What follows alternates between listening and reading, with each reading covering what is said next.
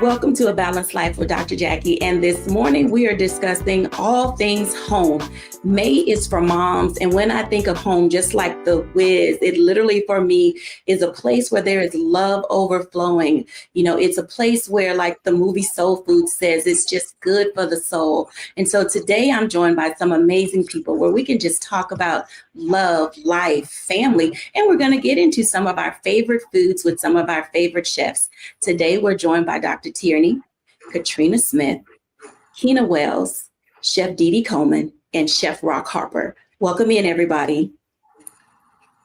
Thank you. Thank you. Folks, good to see you folks. You know, when we think about May, you know, we've said this before, moms get everything. They're like the heartbeat of all that we do. And you all, you know, well, minus me and Dr. Tierney, we're not moms, but we're mom-like figures. And so we embrace everybody who is like a mom figure, and Chef Rock in his capacity, the roles that he plays, you know, in all the people's lives. And so as we begin our conversation today, I kind of want to just do an opening for everybody.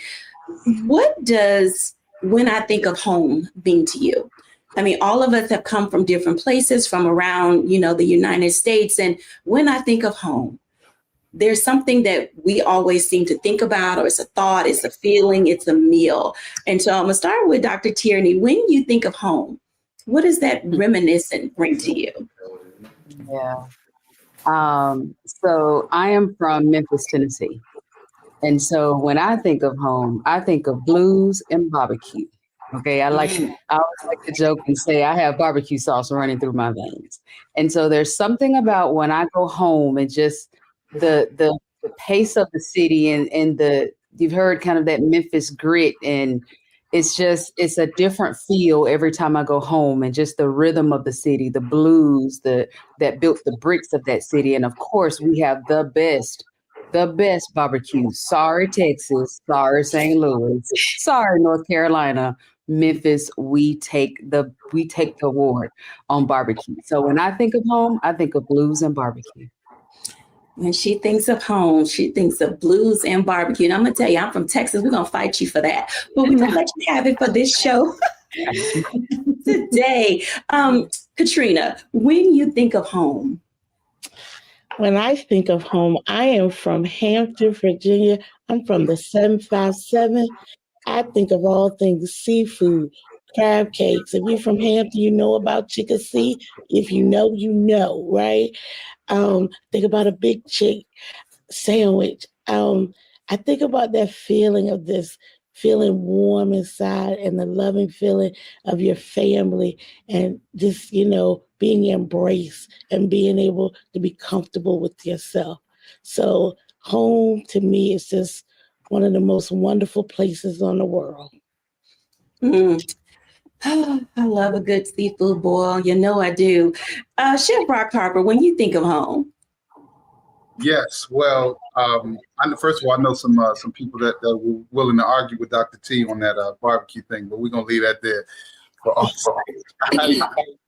I'm from Alexandria, Virginia, and a little bit of Tappahannock, Virginia as well. So my grandmother and I was raised in Alexandria.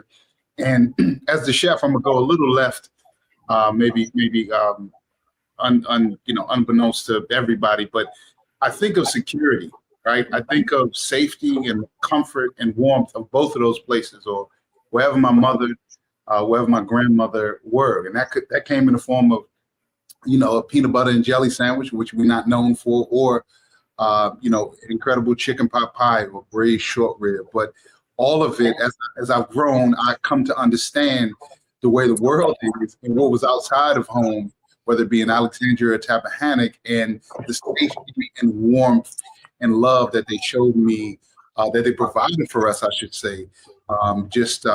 Really, when I think of home, that's what I think of just that cocoon of love that both of our queen mothers provided for us. Oh, wow. I can agree with that safety and security, you know, of home. And we're going to talk a little bit more in depth to the next person I'm going to ask a question. But for now, Keena Wells, when you think of home? Well, I'm going to go back to Dr. T. So now you got 2 for 1, because I'm right Down below Memphis in Holly Springs, Mississippi is where home is for me. But definitely gonna second that. We got the best barbecue on that end. Coming out of the South, my husband has won a couple of competitions in the Memphis barbecue cook-off. So I'm right there with you, dripping that barbecue. But also with Chef Rock, when I think of home, it was 3 generations when I was coming up. My grandmother, my mom, it was me, it was my cousins. Every year, all of my family would just come back to the small town, my grandmother's home. So I think of warmth. I think of family, faith. We went to church every Sunday, but we always came home and she made sure we all had dinner together around the table, shared the things that were happening in our lives. So I think of that centerness that keeps us together as a family and the generations that we continue to share that with. Outstanding. I mean, gosh, makes me want to go home. I am from Houston and I love Texas, and there is something about going home. I always say there's no taste like home because I literally go there to eat. Chef Didi, when you think of home? When I think of home, I think about family, and so much food that you don't know where to start. Growing up, we went to church every Sunday. And then when I think of home, I think about going to grandmama's house, or not grandmama, Medea's house on Sundays.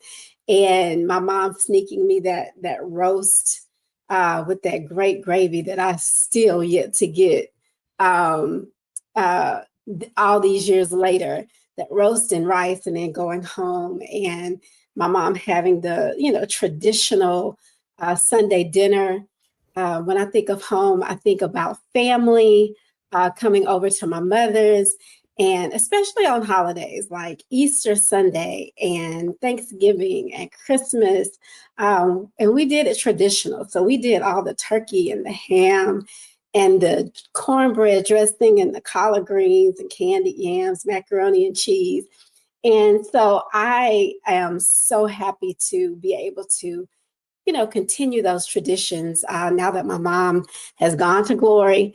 I'm from Montgomery, Alabama, so I go home every either Thanksgiving or Christmas, and I fix those things for family. And then when I'm not there, I definitely do it here in Houston, where I reside now, where my businesses are, where my family is, and just kind of, do what mama does in the kitchen. So when I think of home, I also think of me and mama in the kitchen, fixing all this food for all the family. Let's talk about that for a minute. I want to just dive in with Kina and with Chef Didi, because you said tradition and being able to pass down food traditions. Kina and Chef Didi, what does that look like when we think about passing down food traditions or bringing food traditions down that have been passed on to us? Well, I can go first. So when you think of tradition, you think about what your family does in different seasons.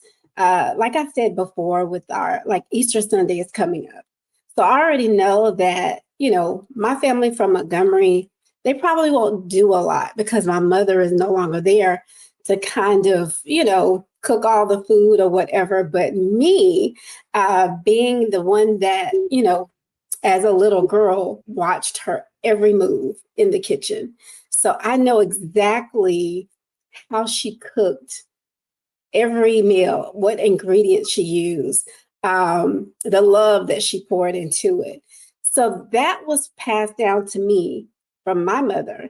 So now I'm able to come, and of course they'll miss it. They love to see me come into Montgomery to, cook like my mama. But this Sunday I'll be at my home, Resurrection Sunday, and I'm gonna be cooking, the turkey, the ham, the dressing, the macaroni and cheese. But then also when you make new traditions with my, your new family, like I've been married for 19 years. I have 4 children, 2 bonus children and 2 of my own. So they watch me as well. So I want them to also be able to, grab on to those traditions, but then make new memories with their family as well. At Cooking with a Twist, I've been able to take my mother's recipes and develop new recipes, kind of bring it current so that I can teach these recipes to my participants that come into the cooking class. So that's what it's all about. It's just about grabbing a hold of those things that you grew up with, those foods, those traditions, making them your own, and keeping that love though that you were able to grasp onto when my mom was cooking those meals. So that's what I think of when it comes to tradition and making your own traditions as well. I love that, because traditions play a vital role in who we are and what we do. When we come back after the break, I'm going to talk to Keena Wells, and we're going to continue what it talks about relating to traditions, how we pass them on, and what it means to really allow ourselves to dive in to good home cooking. We'll be back in a moment after the break.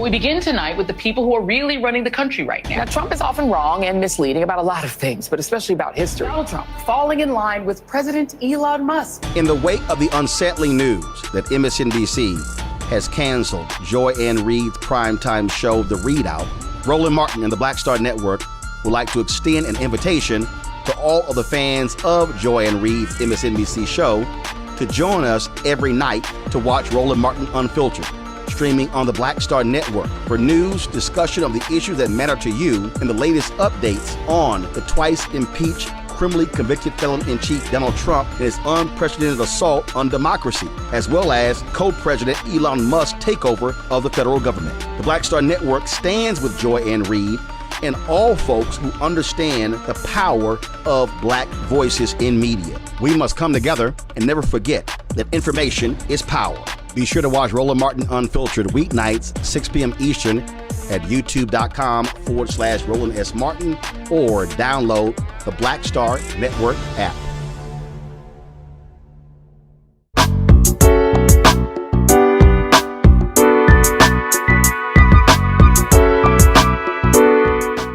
Welcome back, everybody. Keena, let's talk about traditions for a moment. And in your work and what you do with Creative Solutions, you are, child, a wife of one and mom of 9. And I know that there are multiples of families that watch our audience, and they also are learning, how do you do what you do, and what does that mean as it relates to the home? That's a perfect segment into that, because the thing is, you learn as a mother of 9 and bringing up different generations of children and seeing the differences of how they are. It's the same thing with traditions. There are things that are going to be the same. There are things that are going to work the same, but each time you have a new child, there are things that are going to be very different because they have their own individuality. It's the same with tradition with food. It's the same with tradition with the things that we learn, how to take care of our families and how to take care of our homes. So bringing all of that into the perfect combination helps me to sustain. So I have to pull a little bit from tradition from what I got from my grandmother. I have to pull a little bit from tradition for what I get from my mom. But at the same time, I bring my husband in. He came from a big family as well. He jokes about it, but he had like 23 uncles and aunts, so like, and I didn't know that when I married him. I probably should have checked that background, and maybe we wouldn't have 9 kids, but we're here. So, and I take that and, but we bring our traditions together. So that's how we move forward. Now, that's what sustained us now. We take a little bit from what he learned growing up. We take a little bit from what I learned growing up, but we also allow our children to bring their own individuality into the things that make our home a home today. So that's food. We get a kick out of knowing that we bring traditional recipes along. I know how to make biscuits from scratch simply because I cooked. I stayed in the kitchen with my grandmother, but I also learned from my mom how she did some things as well. And then I let my children, who are also very gifted in baking and cooking, bring their own tradition in. Like, what are they learning in school or things now? So we bring all of that together to make our home what we have today. So that's a perfect segue, because you talk about making food from scratch. I can't remember the last time I tried to do anything from scratch. Katrina, Chef, and Dr. Tierney, when she talks about from scratch, I'm going to start with Chef Rock Harper, because teaching kids how to do things from scratch is one thing. And then, Dr. T, you cook, and Katrina bakes. I try to stay out of the kitchen as much as possible. So Chef Rock Harper, when we talk about how we teach tradition and pass those things down, where does it start with from scratch and the love that comes from making things from scratch? Well, I think that it depends on who you are, right? You said you're not in the kitchen, and quite frankly, when I'm in the kitchen, everybody can't come in there, right? You got to want to be in there. And I remember that with my sisters, myself, I wanted to be in there. I wanted to learn from my grandmother, my mother.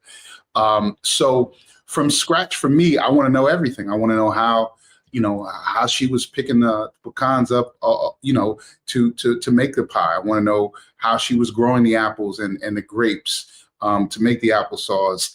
And to just pick the grapes and put them with what she was doing. And, I wanted to be in the kitchen. I understood, even after that, I wanted to see everything when people were serving, when she was serving the rolls after church to round to the community. But I think that, I won't act like I'm an expert, because I have 3 children. I can't do it like Mrs. Wells, of course, ever. But I think that what I've learned is that you got to figure out where people can get in and where they can fit in. She said something about, what they're learning at school. So, maybe they're really excited about science or math. And if you're baking, maybe they're the ones that are, very organized. So they need to set the table or go gather some things, but they're not the creative ones that necessarily, or creative in the sense that want to put together the dish. So for me, it's just, hey, what excites you about? Both my sons, all 3 of my children actually are artists. They love drawing and writing and creating different things. So I remember one time when my oldest Elijah was really little, I had him write the menu, what we were making that night. I forget what it was, spaghetti, meatballs, but he made this beautiful, colorful menu. Now he does like to cook, but that was his entry point. And my grandmother found my entry point. My mother did as well. But I think it's really important, as we talk about tradition, to understand that everybody's not going to be a great cook, and everybody, quite frankly, doesn't necessarily love the food, right? Some people, it's okay. They can eat either way. But I think what's really what I hear as a thread is that the traditions and the gathering and the warmth and security, those memories are super important. And we have to, make sure that those continue to happen. So no matter how we get in the kitchen or around the food, I just want you there. And some people, I got a couple cousins, I ain't gonna say their name out loud. They just, as I sit right here, look at this bar, they tending bar, they just popping the beer, but we need them around. And that's the most important ingredient. Absolutely. Dr. Tierney. Okay, so to answer this question, let me amend. Yes, I can cook. I do not like to cook. So my entry point is not to be the one that's in there cooking the meal. I come from a long line of cooks. My mother's side, my grandfather, he was the pit master. He's the one that taught me how to barbecue and how to make them good collard greens. And my father's side, my grandmother was, chef extraordinaire. Like, she could cook everything. And so I come from a long line of cooking. So cooking is just in my bones. Like, I can get in the kitchen and, just like, oh, I want to eat this, and just, make it. And they're like, how did you do that? I don't know. It just seemed like it just go together, but in terms of liking to do it, no, I would be the one, as Chef Rock said, I'd be the one, let me make out the menu. Let me write that thing out.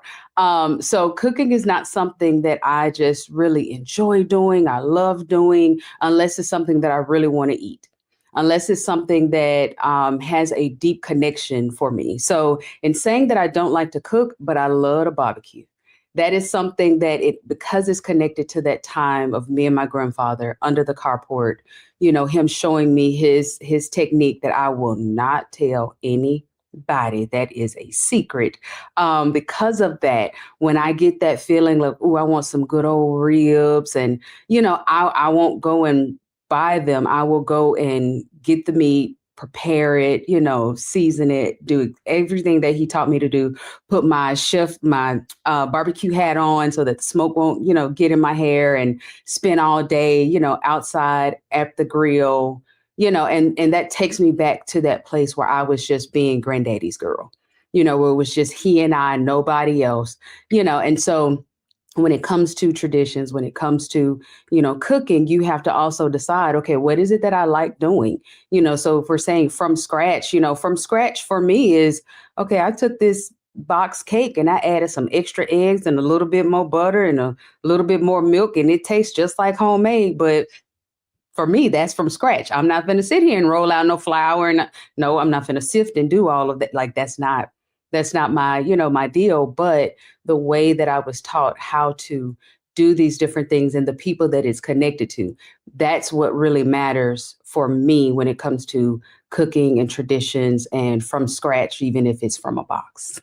I can relate to that just a little bit. I'll share quickly, and then I'm going to run to Katrina. I would say for me, then it would be my fried green tomato recipe. It is one that I have perfected over the years, even since I was a kid. And I literally eat fried green tomatoes every day. And Chef Rock and Chef Didi, please don't tell me that that's bad for me, because I love fried green tomatoes, and I love, love, love my dry and my wet and how I make them. And it's just amazing. But we'll come back to that. But let me ask Katrina, from scratch, you do a few things. What would that be, ma'am? Oh, from scratch, we're going to talk about rice pudding. I learned at an early age from my grandmother how to make rice pudding and bake pound cakes. That's something, when we talk about tradition, that was something we shared, that opportunity and time together, just to be together, laugh, giggle, and do all those things. And I've been very fortunate. I have 3 children, and every one of them can bake, and they can bake from scratch. And it amazes me to see my young men, adult men now, when I go to visit them and they have a pound cake and they're like, Mom, I tried a new flavor. You want to taste it? It brings me a lot of joy, because that's something I've been able to share with them that I learned from my grandmother. And so having those moments that we just sit around and laugh and giggle and just, it's a bonding time. It makes me feel good in the inside. But believe me, that's all I'm making from scratch. I'm retired from cooking. I've raised 3 children. I have 3 grandchildren. So some days there's nothing in that kitchen that is getting made unless it's a bowl of cereal. So there's something to be said for that. I think that's funny, because all of us, some people run to the kitchen, they enjoy cooking. And then others of us have an aversion. I meal prep. So I cook once a week, and then I may, if I have to fix something to go with it, I'll fix a vegetable or maybe a meat in the middle of the week to add to it. Awesome. In this hustle and bustle and the busyness, let's go around. What is something quick that you would fix that you enjoy in a quick fix? Kina. I mean, people may not think it is, but spaghetti is a quick fix for me. And it's also one that I can add to. It's going to get me, a couple of days. And I feel like the sauce is better on the second day. But that too, pulling that in is quick for me. The prep is quick, and I can get it on the table quickly. Absolutely. Chef Rock Harper. It's either rice and beans, if I have some beans already prepared, or canned beans is all good, or like Kina, a quick pasta, some sort of protein and some veg in it. That always does the trick. Super simple, very quick. Chef Didi. What's quick for me is I'll just pan sear some maybe some blackened chicken. I'll make I know this is extra, but make the house-made blackened seasoning instead of going to buy it. I always like to do everything homemade. Maybe some red or white potatoes, saute a little red bell pepper and onion, and some broccoli. Yeah, BLT, those types of things. That's a quick fix for me. Okay. Katrina, your quick fix. Chicken and rice. That's quick and easy. Down and dirty, chicken and rice. Yes, sear that chicken in the pan, do your rice, chicken and rice. Dr. Tierney. And I am about to prove what I said, that I do not like cooking. So my go-to quick fix here, say within the past year or so, is a dense bean salad, where I'll get a can of white beans, some fresh, yellow or red peppers, maybe some onion, a rotisserie chicken that I've chopped up, put it in a bowl, put a little vinaigrette on it. It's vegetables, it's your fiber, it's your protein. Stick it in the fridge, and voila, that's a meal. That's a meal. Hey, I can agree with all of that. When we come back after the break, let's talk desserts. I know that you guys have some great recipes. So if you guys who are viewing want to send in some of your favorite dessert recipes that remind you of home, we'll happily show them. But also, I want to talk to our guests about your favorite dessert and what it reminds you of every time you have it. We'll be back in a moment after the break.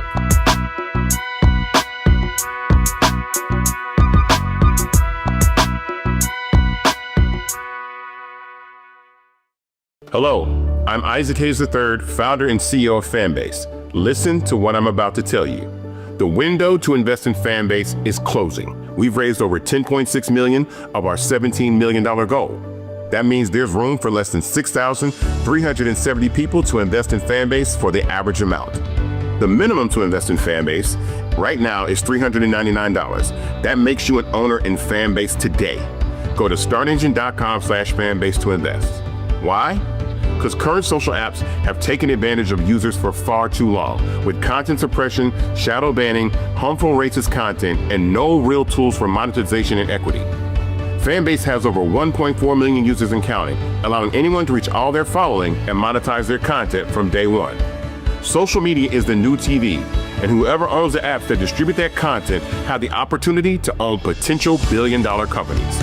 While big platforms with uncertain futures are failing to serve their users, Fanbase is stepping up to fill the gap. Don't wait until it's too late. Invest now, invest for yourself and your future. Go to startengine.com/fanbase and own the next generation of social media.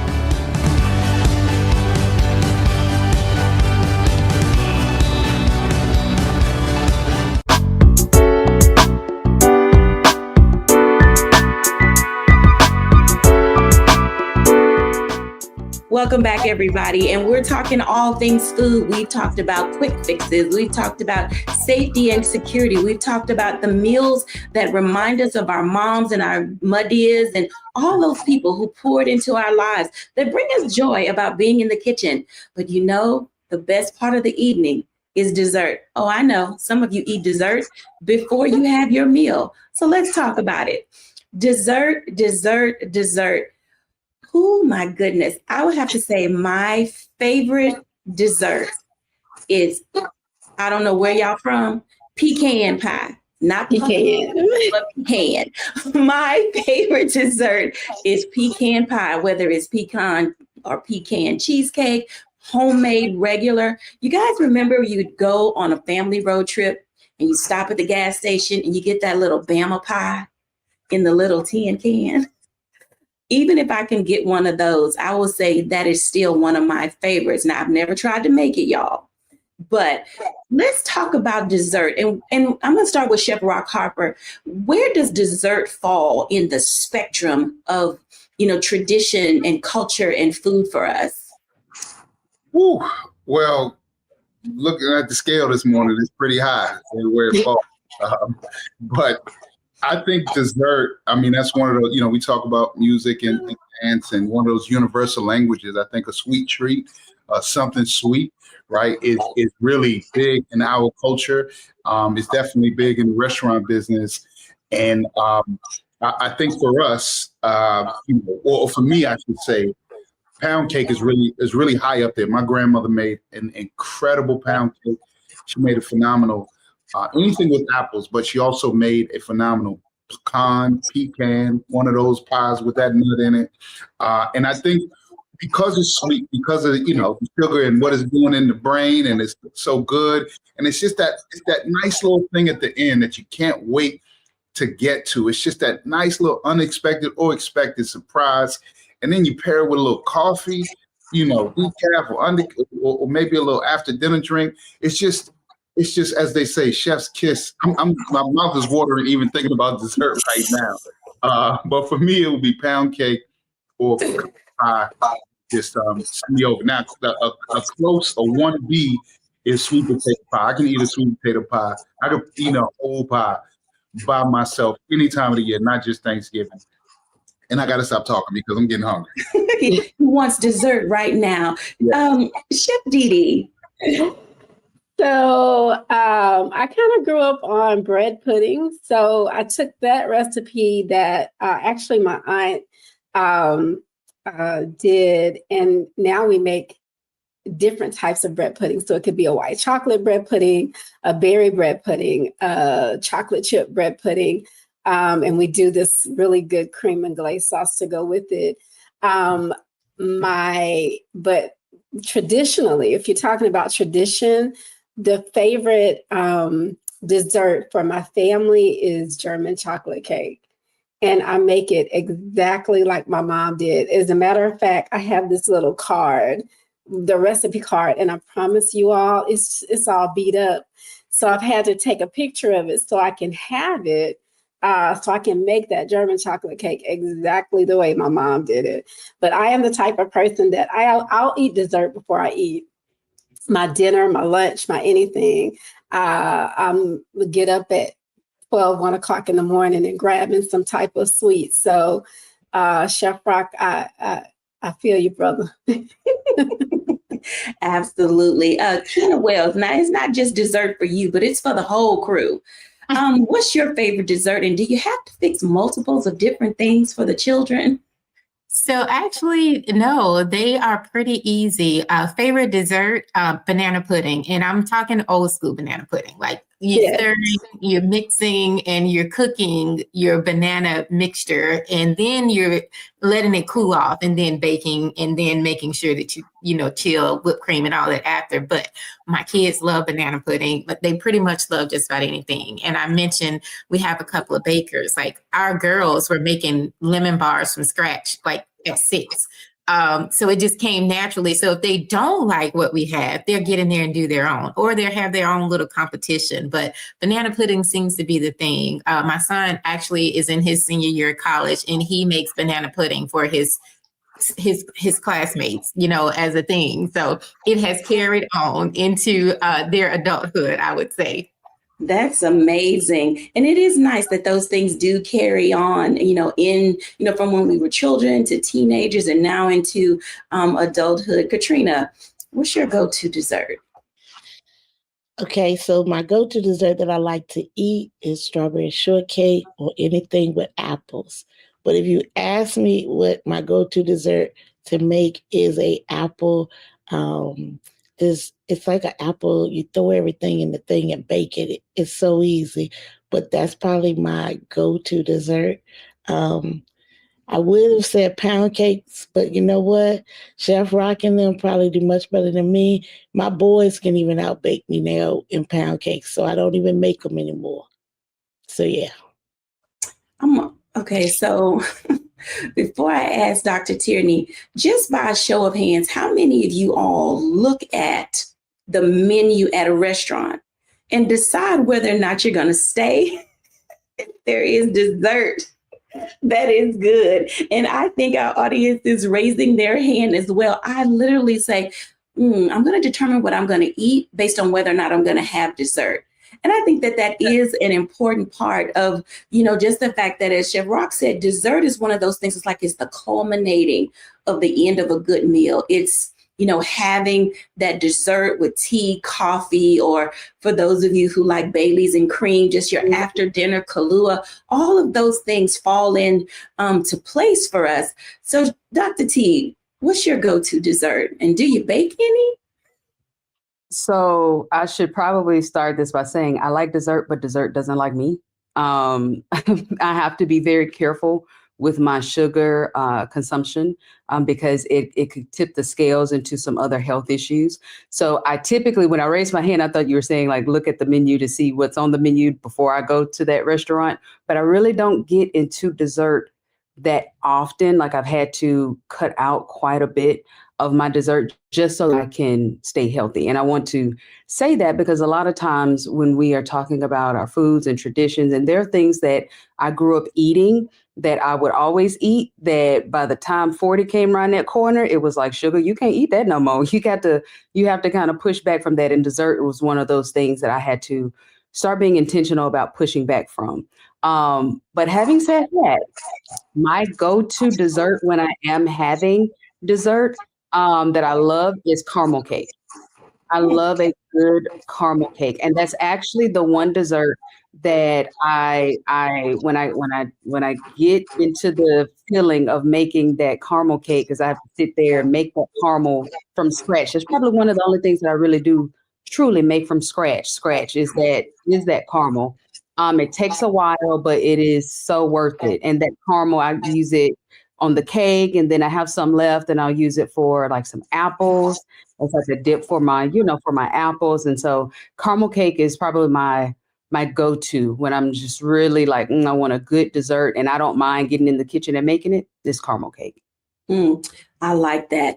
Now, I want to ask Chef Rock Harper, because he's sitting in his restaurant. He's there at the bar. Chef, I've noticed that there are dessert drinks now. I mean, growing up as a kid, a dessert drink was you could get a root beer float, an orange float, a shake.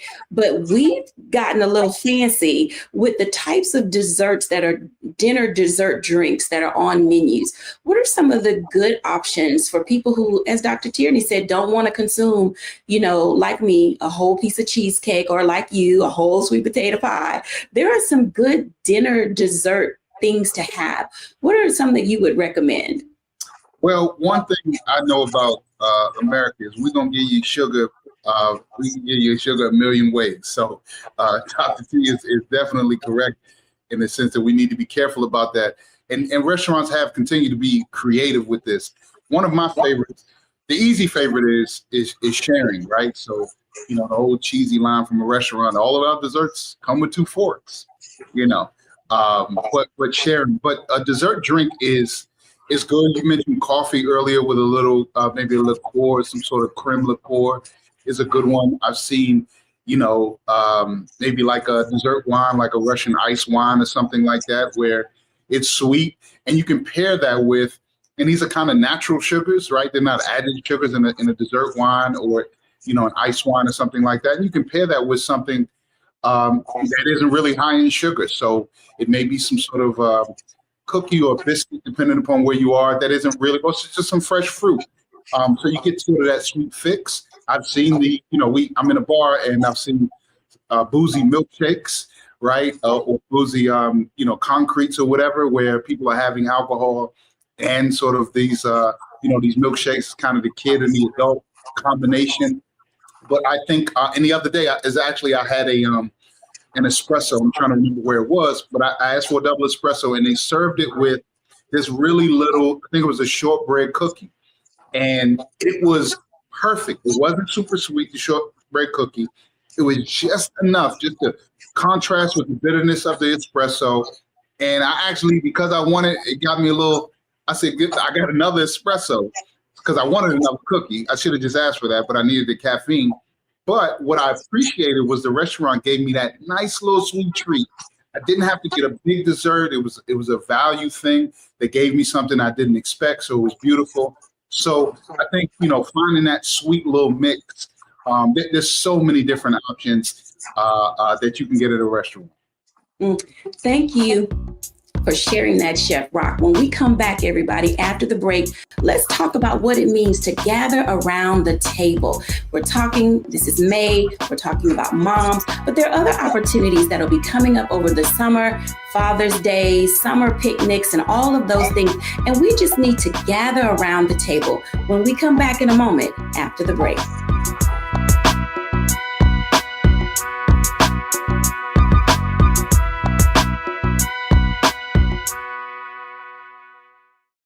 What's up, y'all? Look, Fanbase is more than a platform. It's a movement to empower creators, offering a unique opportunity for everyday people to invest in Black-owned tech, infrastructure, and help shape the future of social media.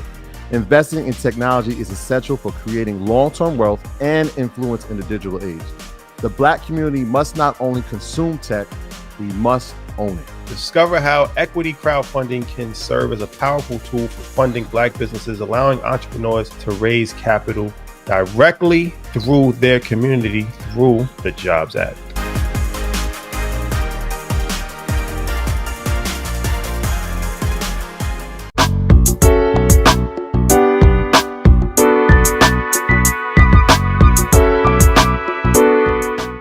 Welcome back, everybody, to A Balanced Life with Dr. Jacquie. And we're talking about moms, we're talking about tradition and culture and food and all the things that surround these momentous occasions in all of our lives. But some of the things that we do as a people, we've gotten away from, and that's coming around the table, except for special holidays. So let's talk for a moment about what it means to gather around the table. Welcome back, everybody. Because when we think about gathering around the table, oftentimes it's because something has happened in our lives and we want to have these serious family conversations, and we're talking about money and madness and all of those other things. But, you know, in these times, when we're talking about balance and being able to just have some levity, when we gather around the table, is laughter still a part of who we are and what we do? You know, when we consider just how we can take the heaviness out of all the societal things that we face, I'm going to start with Katrina. What role does being at the table and sharing laughter bring to your family and your household? I think being around the table allows us to fellowship with one another. I think growing up, that was the place. Everybody came to the kitchen. We sat around the table. We talked about everything. As people say, we put everything on the table. We laughed, we cried together, we fellowship, all over good food. But that was the one place in the house where everybody came. When somebody came to your house, your grandma, your mom, your big mama would say, you want something to eat? And you go to the table, because that was a safe place where you could just take your armor off and have an honest conversation.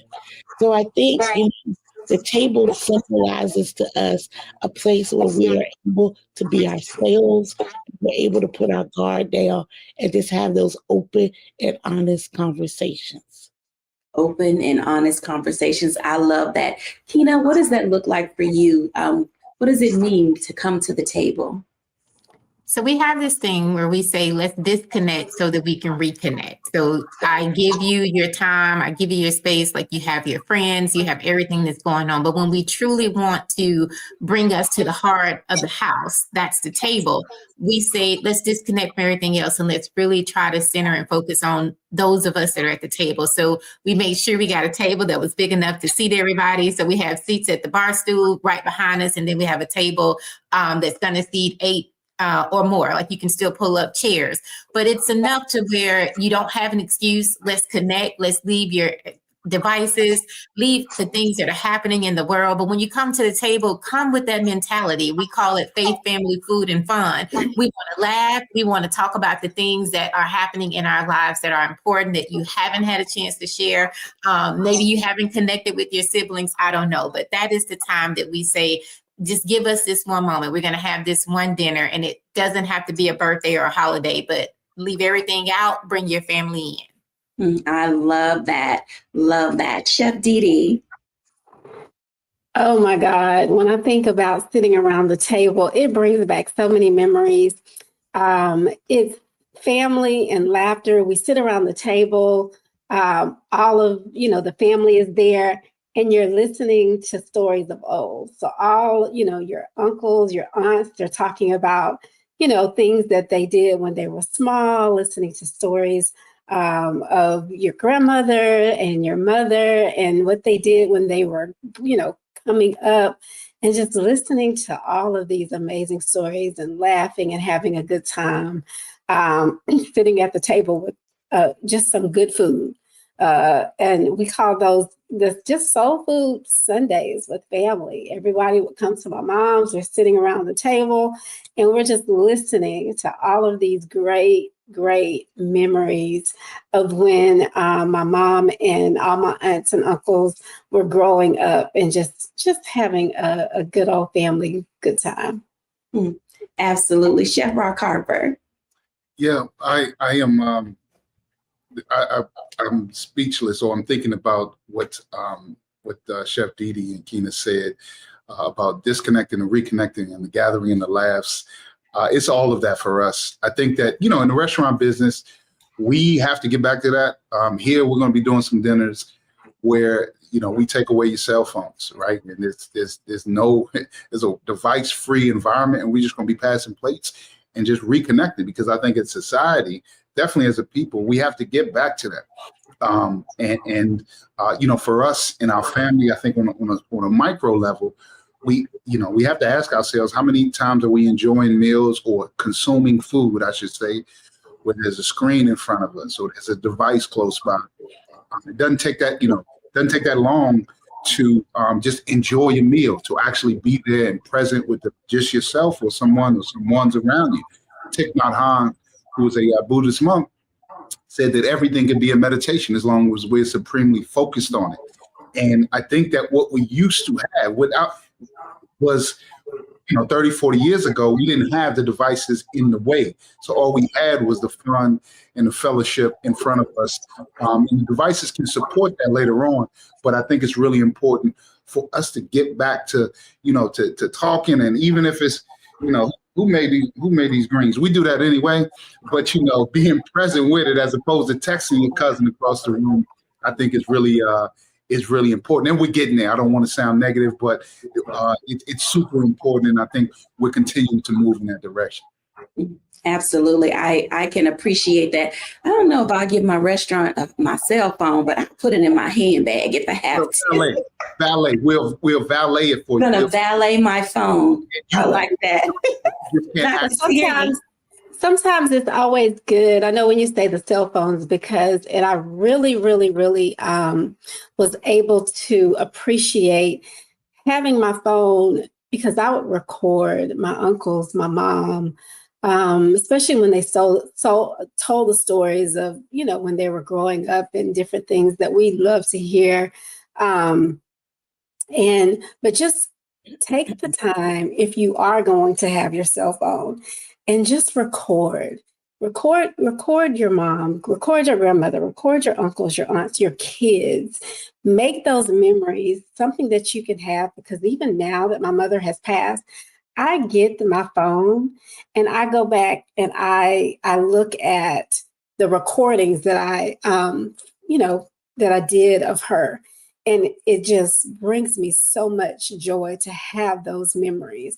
So if you are going to use the phone, use it in a great way. Make memories with that. Record everything that you can, so that you'll have those lifetime and lasting memories. I like that. Dr. Tierney. Yeah, I agree with both what Chef Rock and Chef Didi said. So my grandparents are 93 and 92. And so I've done the recording. I've taken my actual camcorder home and recorded Granddaddy making those greens and recorded, him in action. And it's so good to have that and be able to go back and play that and watch that and see it in real time. And especially when I get ready to make those greens or fire up the barbecue grill, I'm like, what did he say? And I can go back and watch it. And it's not just me reading the recipe, but actually me engaging with him in real time, and one day he's not going to be here. And so I'm going to I already cherish those recordings, but it'll have that much more of a place in my heart because I took the time to have that recording and have that time with him. But I also agree with what Chef Rock was saying, and it's something that I actually practice in my own home. So as we said, I do not have children. I come from a big family, but right now my family is a family of two, my husband and I. And so we make it intentional that we have dinner together, and so when I cook, or even if it's just, getting pizza, like we don't sit in front of the TV. We actually sit at the table and we don't use our phone, if a text message comes in and we'll, respond to the text message.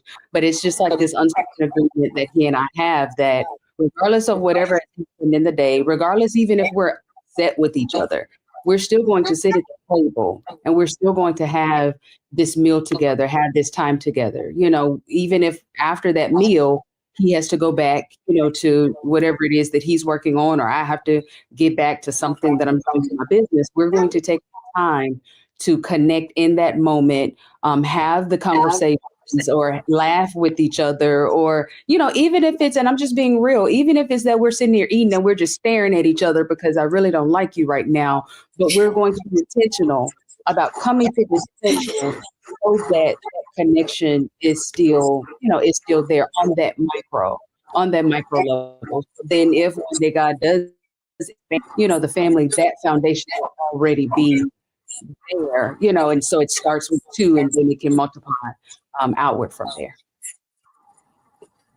I love that. I know we got to go to a break, and I'm going to give my reflection, but we like to call in orders in our family. I want to know from you guys, what is the one dish that has to be on the table, and it has to be made by a specific person? I know that wherever I go home or when I go home, my sister-in-law, Lavita, and her corn casserole has to be on the table. And I don't care what gathering it is. So think about that for a moment. Who and what dish has to be on the table when you show up? I'm going to start with Katrina. So my mom doesn't cook anymore. So a lot of times when I go home, I bring it. But I would say my kids would say when they come home, the one dish that has to be on the table is homemade macaroni and cheese. And now my daughter makes it. That would be the one dish that has to be there. Mac and cheese. Chef Dee. It has to be collard greens with homemade cornbread. And we don't eat it with a fork. We get that cornbread and, get it in those greens and eat it. So, definitely collard greens and cornbread. All right, Keena. So being married to a chef is sometimes kind of funny because they be like, we just get Jannard to make it. Just get Chef Jannard to make it. No, but really though, the one thing that I know that I do well that I'm asked for is my potato salad. It's from scratch always. And that's one thing that I can do well. Dressing, maybe not so much, but for him, it's pretty much anything. They're always interested in trying the things that they see that he makes on his shows or whatever that may be. So any of that. And for my mom, a little bit of that tradition, her spaghetti, hands down. Absolutely. Chef Rock Harper. You're going to get me in trouble with this one, but it's 2 things. One, if my mother can make, it's not super traditional. She can make a pot of beans like nobody's business. I don't care what kind of bean it is. It's just it's so comforting. So I always encourage her to make her beans. And my sister, Hawanya, she pot roast, again, just I need that on the menu and the beans, and we'll figure the rest out. All right. Absolutely. Dr. Tierney. So it's either my Aunt Patrice's spaghetti or they're calling me, of all people, to bring that baked macaroni and cheese. Okay. So everybody has something that they enjoy. And I think that is a part of home. When we're back, I'll give my reflection.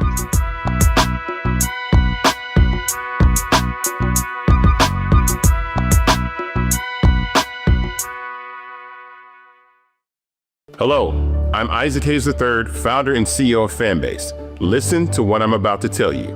The window to invest in Fanbase is closing. We've raised over $10.6 million of our $17 million goal. That means there's room for less than 6,370 people to invest in Fanbase for the average amount. The minimum to invest in Fanbase right now is $399. That makes you an owner in Fanbase today. Go to startengine.com/fanbase to invest. Why? Because current social apps have taken advantage of users for far too long, with content suppression, shadow banning, harmful racist content, and no real tools for monetization and equity. Fanbase has over 1.4 million users and counting, allowing anyone to reach all their following and monetize their content from day one. Social media is the new TV, and whoever owns the apps that distribute that content have the opportunity to own potential billion-dollar companies. While big platforms with uncertain futures are failing to serve their users, Fanbase is stepping up to fill the gap. Don't wait until it's too late. Invest now, invest for yourself and your future. Go to startengine.com/fanbase and own the next generation of social media.